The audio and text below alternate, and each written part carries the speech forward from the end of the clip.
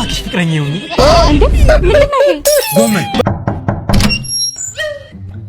እንዴ ማለስ የኔ ቆንጆ እንደምትመጣ እኮ አልነገርከኝም ነበር። ሰርፕራይዝ ላድርግሽ ብዬ እኮ ነው። ሰርፕራይዝ?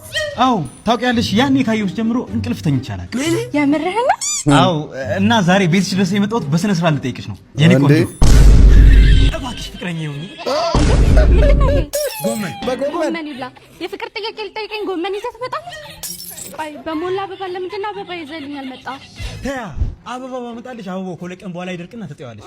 ይሄንን ጎመን ግን ከድንች ጋር አድርገሽ ቆንጆ ትሰሪና ትበይበታለሽ። ሰውነትሽም ጠንከር ይላል። ስለዚህ አበባ ባመጣላት አበባው በሁለት ቀን ይደርቃል በሚል ተልካሻ ምክንያት ጎመን ይዘህልኝ መጣ። ምትበይው ነገር አይሻልም? እንደውም እንደዛ ነቀልድ አልፈልግም። ግቤ ለቃውጣ።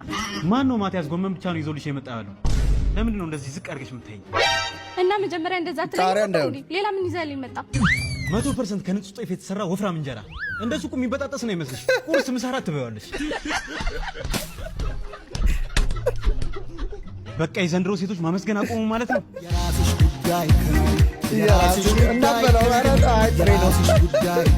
ጎመን በእንጀራ ይዞ መጥቶ ትገፊዋለሽ።